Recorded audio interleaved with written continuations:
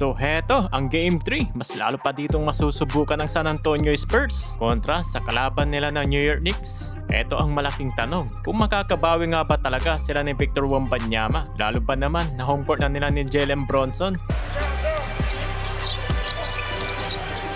Brunson, connects! So matapos nga nung matinding naging laban ng Game 2, dalawang panalo na lang ang kailangan ng New York Knicks. Halos abot kamay na rin nila itong kampyonato. Mahirap ba naman na ma-down dito sa 2-0 na to, no? Tapos home court pa nila dito ni Jalen Brunson. Marami din kasing sinayang ang San Antonio Spurs para manalo at maitabla nga nila itong series sa 1-1. Nung Game 2, no? Naging baliktarid ang sitwasyon mula sa 14-point deficit sa kanilang naging crazy na run late sa 4th quarter. Nasa kanila na nga rin ang momentum rin nun, no? Si Fox, finally, nag-show up na rin. Etong si Harper, gumagana pa rin. Si Wemby, ganun din. Tila nga ba na pumapabor na nga itong sa kanilang laro. Sa final seconds, naitabla nga nila sa 104. Nagkaroon pa nga sila dito ng big stop kay Jalen Brunson. At eto na nga yung chance para maipanalo na nga ang Game 2. Hanggang sa lumabas na lang itong pagiging youth ng kanilang team, lalo na yung pagkakamali ng kanila ditong superstar na si Victor Wembanyama. Malaki talaga yung kanyang pagkakamistake, no? Naipasa ba naman niya yung bola sa nakatalikod na si Stephen Castle?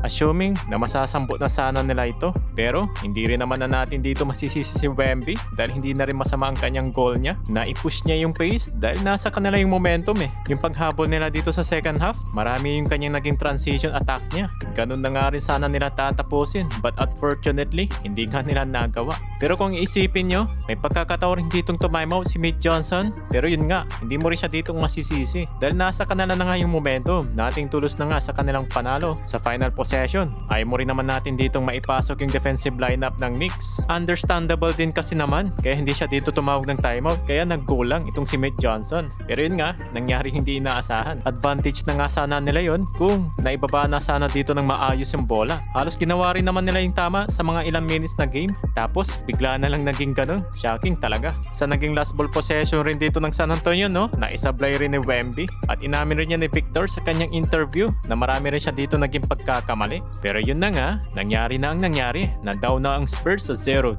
At nagdidelikado na nga ang kanilang ditong NBA Finals kontra dito sa kalaban nilang veteranong team na New York Knicks. Tapos yun pa ang problema, no? Baliw din itong kanilang mga fans na grabing sumuporta. Kaya mas lalong magiging challenging yun kila Wemby. Sa totoo lang, realistically, nagbabadya na ang sweep para dito sa San Antonio Spurs. Dahil nasa 13 games na, nasunod-sunod pa naman na nanalo itong New York Knicks. Tila nga ba na unstoppable sila ngayon? Mukhang mahirapan na makapanalo man lang ng isa itong San Antonio kahit man lang dito sa Game 3 and 4. Kaya sa kabilang banda, pretty comfortable na itong New York Knicks mga idol. Basta gagawin na lang nila yung trabaho nila, mapa offense o defense. Kaya we'll see kung magpapatuloy pa itong momentum nila, itong domination nila, at tuloy na nga nila ditong makuha yung kampyonato. Abangan natin yan mga idol, no? Para dito sa New York Knicks. Diawara jamming. Arkalov and Robinson. Here's Castle off to Wemby. Fades, drives, and slams. Brunson connects. Not a three.